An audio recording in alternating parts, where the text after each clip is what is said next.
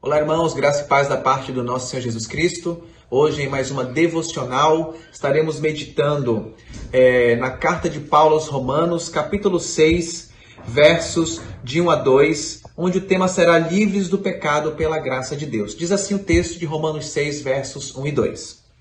Que diremos então? Permaneceremos no pecado para que a graça se destaque? De modo nenhum. Nós que morremos para o pecado, como ainda viveremos nele? Deixa eu fazer uma pergunta para você. É possível um crente usar da graça de Deus para viver no pecado, uma vez que Cristo libertou esse crente para que ele agora pudesse ter liberdade de vida? Será que a graça é realmente o motivo pelo qual podemos viver uma vida de pecados diante de Deus? A resposta é muito simples de Paulo. De modo nenhum. O apóstolo Paulo aqui agora está fazendo uma confrontação. Porque a partir do verso 20 e 21 do capítulo 5, Paulo vai dizer que a lei ela veio para mostrar a transgressão e para ressaltar essa transgressão. Mas aonde o pecado abundou, Paulo está dizendo que a graça de Deus ficou ainda mais evidente. Ou seja, a graça de Deus, ela vai sempre se evidenciar muito mais acima das outras coisas. E aí poderia vir essa pergunta, e Paulo então a faz. Será então que é necessário a pessoa pecar para que ela receba mais favor de Deus? A resposta é muito clara, é claro que não. A graça de Deus, ela tem como objetivo libertar o pecador da escravidão do pecado para que esse agora não mais seja escravo do diabo e do pecado. Essa é a ideia de Deus aqui em querer nos ensinar.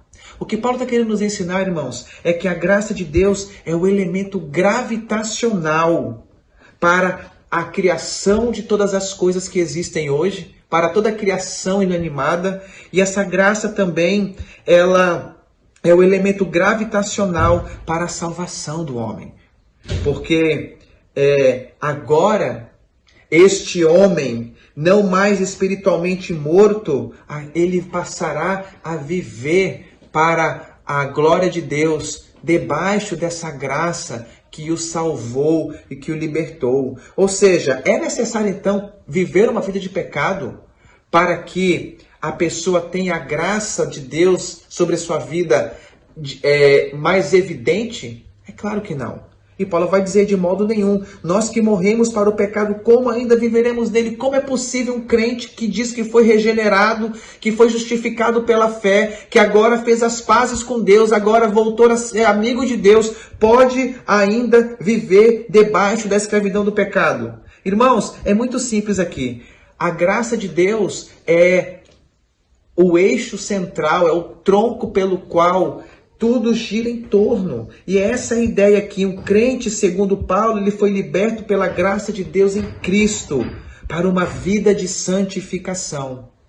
Ou seja, irmãos, o que a graça de Deus faz? A graça de Cristo deve fazer com que o crente seja salvo, ou seja, a graça de Cristo salva, a graça de Cristo santifica, a graça de Cristo gera adoração do crente para com Deus. A graça de Cristo traz pureza, a graça de Cristo traz proclamação, a graça de Cristo traz serviço, a graça de Cristo promove ensino, e um dia a graça de Cristo vai trazer glorificação.